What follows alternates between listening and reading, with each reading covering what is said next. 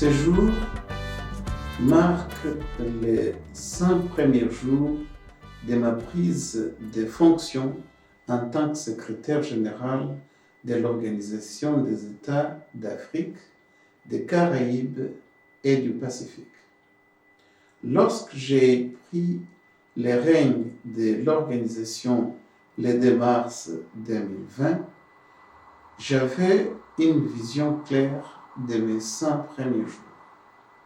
Toutefois, juste 2 semaines après mon entrée en fonction, le monde a été bouleversé par l'apparition du coronavirus.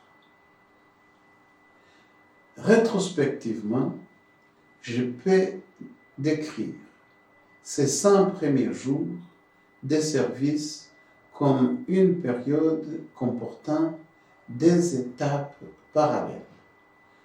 L'une étant la mise en œuvre des activités prévues et l'autre la gestion des questions conjoncturelles liées à la pandémie du COVID-19.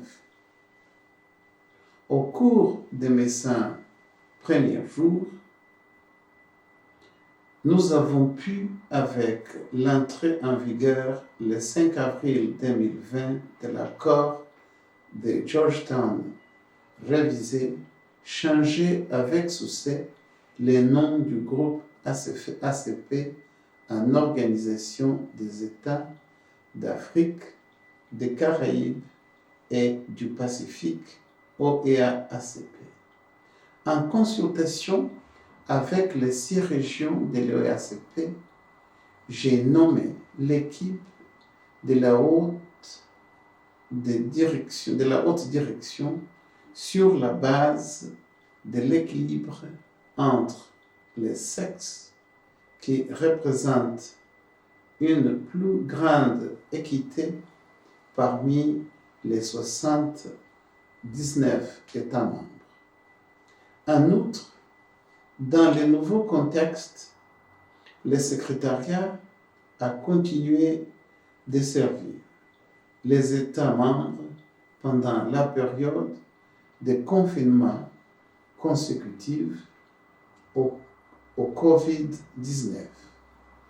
Nous avons adopté des méthodes de travail novatrices, telles que la vidéoconférence virtuelle en remplacement des réunions physiques, ce qui a permis la poursuite des négociations ACP-UE en vue d'un accord post-Cotonou et la tenue des réunions avec nos principaux partenaires. En outre, le secrétariat a pu organiser la toute première session extraordinaire, intersession, du sommet des chefs d'État et de gouvernement de l'OEA-ACP, qui s'est tenu virtuellement avec succès le 3 juin 2020. Nous avons également célébré notre 45e anniversaire pour la première fois en tant que OEA-ACP.